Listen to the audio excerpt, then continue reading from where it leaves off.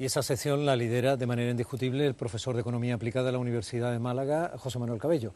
Gracias, Che, por estar aquí un rato con nosotros. Buenas noches, Domi. Tú estás igual de preocupado que yo cuando te levantas por la mañana con la noticia de que el comisario europeo Olli Rehn nos dice que vamos a decrecer el triple de lo que se había presupuestado en los presupuestos generales del Estado.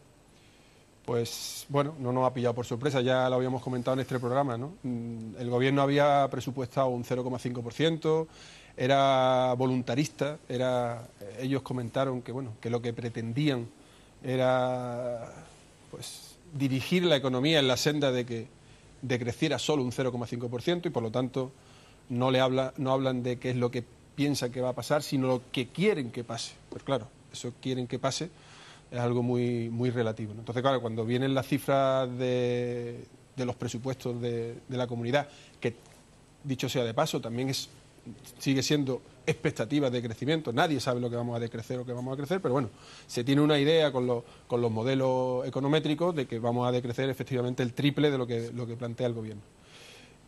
Yo creo que la clave está en que el gobierno ha confundido, en general, no este gobierno, en general todos los gobiernos y en general, digamos, yo diría la clase política, confunden lo que es el recorte con lo que es la reforma. Hablan mucho de reforma, pero solo recortan. Y claro, recortar algo que está mal, pues sigue siendo algo mal un poquito más corto. No sé si me explico. Sí, sin embargo, reformar algo significa algo que está mal, convertirlo a algo mejor al menos, ¿no? Sí, lo que pasa es que hay un dato ahí que también me preocupa, que es que el déficit tampoco se ha recortado en función de los recortes que se están haciendo. Claro, pero es que ahí está la clave, tú lo has dicho. Es que, vamos a ver, si nosotros recortamos... Porque se supone que todo se está haciendo, todo el sacrificio de tijera económica se está haciendo desde lo público para aminorar el déficit. Todo se está haciendo para eso. Correcto. ¿Vale? Incluso la reforma constitucional que se hizo en la última parte del gobierno de Zapatero. Todo es para limitar el déficit, que es lo que nos exigen desde fuera para que nos respeten, crean en nosotros y, entre otras cosas, nos ayuden, ¿vale? Exacto. Está resumido. Y, sin embargo, tampoco se está produciendo el nivel de recorte de déficit que se presuponía que los recortes sangrantes que se están haciendo conllevarían. Claro.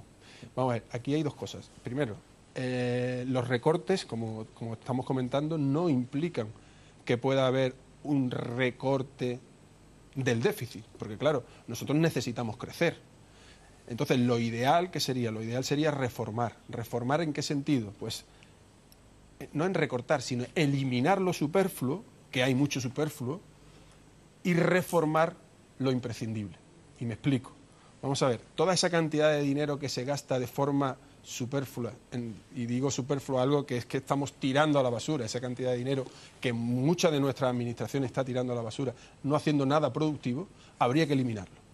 Primero porque... Con eso no te estás refiriendo a los 24.000 euros que se gastó en comer en el año 2009 el expresidente de Invercaria, ¿no? Que era el comentario que yo hacía para empezar hoy. Por ejemplo, por ejemplo, ¿no? Y bueno, y como ese, muchos más ejemplos, ¿no?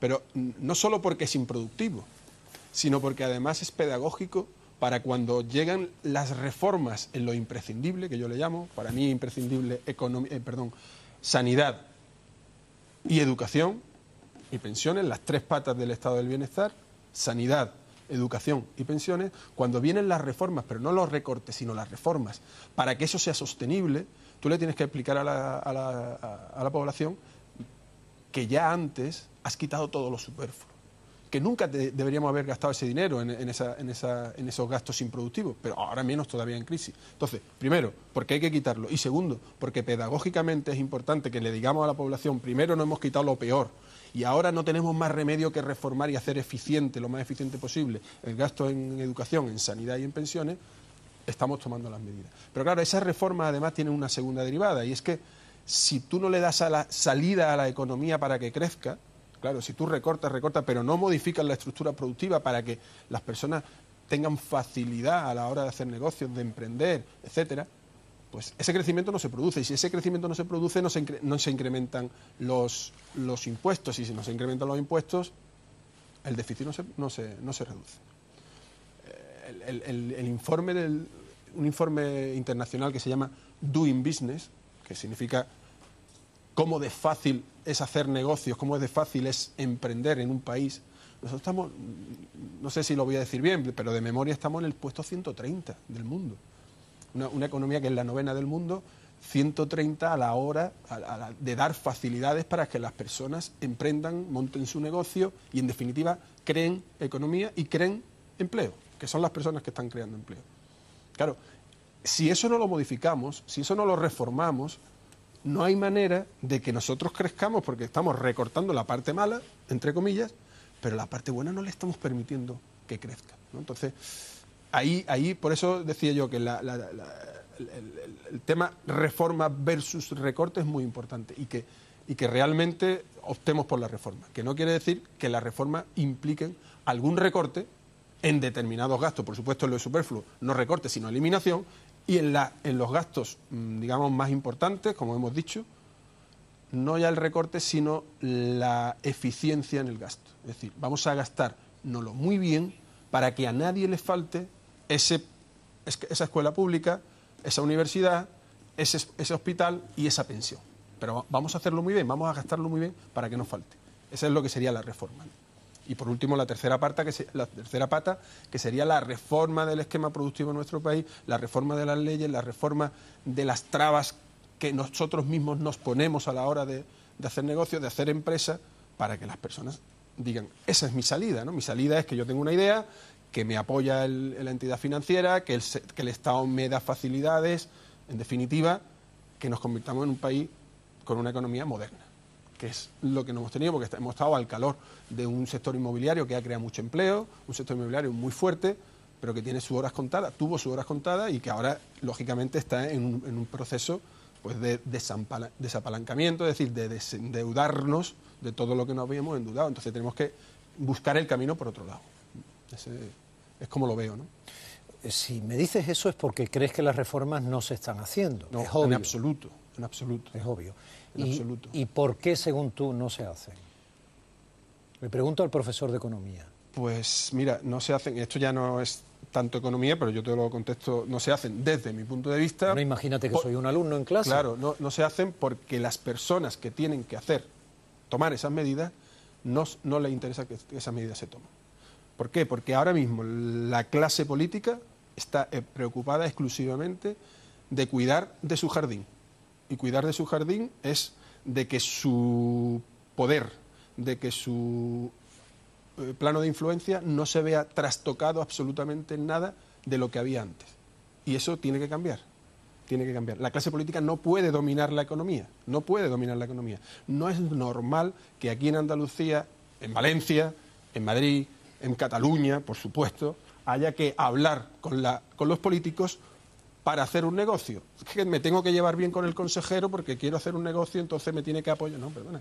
En una economía libre de mercado, los políticos tienen que dejar libertad. Y dejar libertad significa que no tienen que controlar la economía, justo lo contrario. Pero además, los gastos en los que incurre superfluos son gastos que los políticos necesitan para mantener su poder y para mantener... Porque claro, cuando hablamos de los sueldos de los políticos no es tan importante. El político, hombre, a muchos políticos sí le interesa ese sueldo que tienen mensual, pero lo que más le interesa es el poder de poder contratar a una persona, a ti te pongo aquí de mi ayudante, de mi asesor, de mi coordinador, mi no sé cuánto. Entonces, eso es el poder. Y eso es el poder. Tener correcto. Decisión sobre la utilización de un presupuesto público. Claro, eso es el poder. Y entonces tú destinas en función de dónde interese o te interese si se hace un mal uso.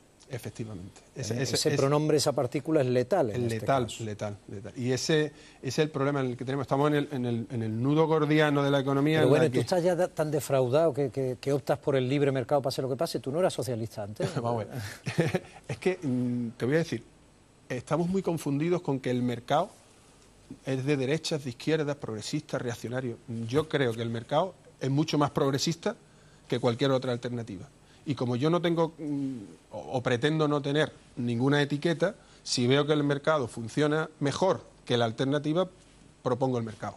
Y evidentemente, vamos a ver, ¿por qué no es bueno el mercado? Mira, se ha demostrado, y eso lo tomó Jimmy Carter, presidente de Estados Unidos, demócrata. Allí los demócratas son lo que sería aquí el centro-izquierda, aunque no llegarían a la izquierda, pero bueno, sería el centro-izquierda.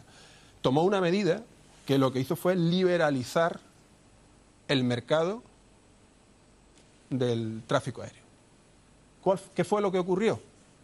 Pues que el billete que valía $450 de media pasó a valer 150 en 6 años.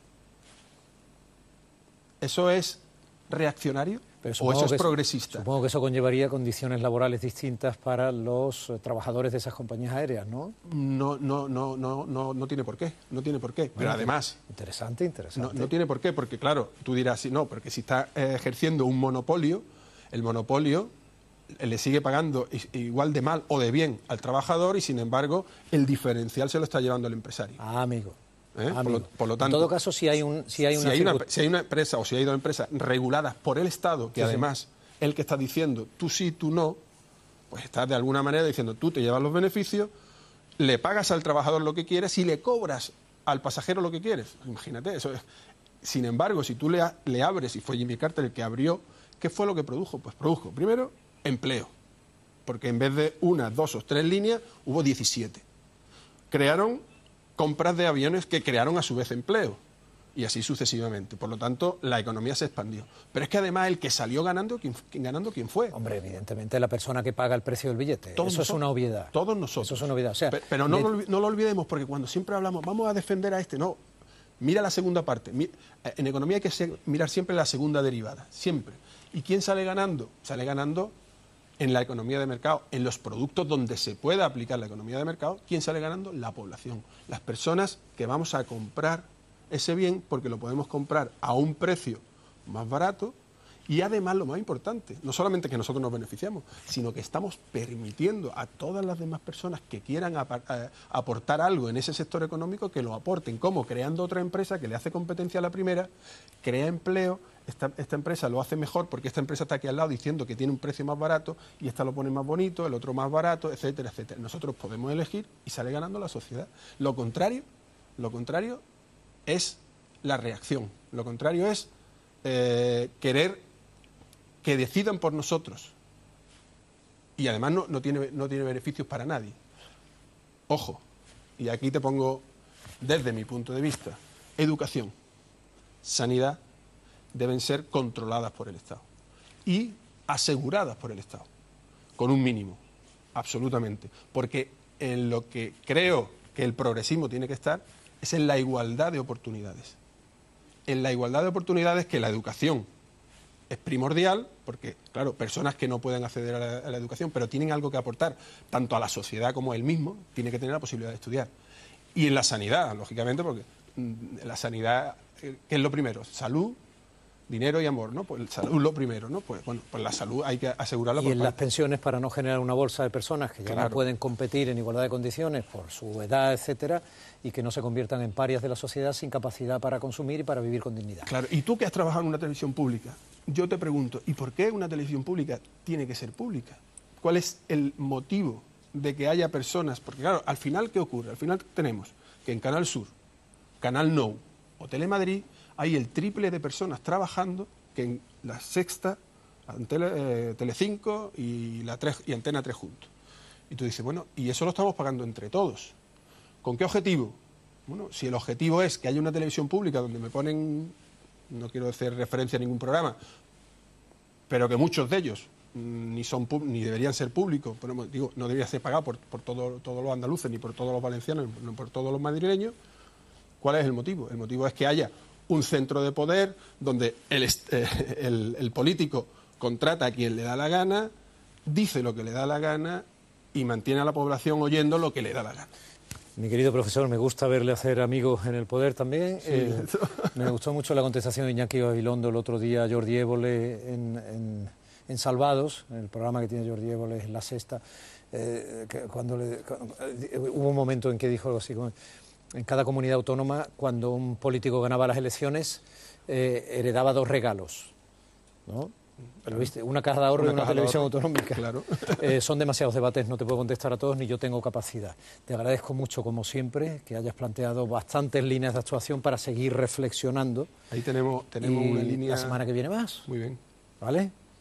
Fenómeno. Gracias, Che, muy amable. Familia, mañana, si lo quieren, más. Les dejo con la información 101 Noticias y les agradezco.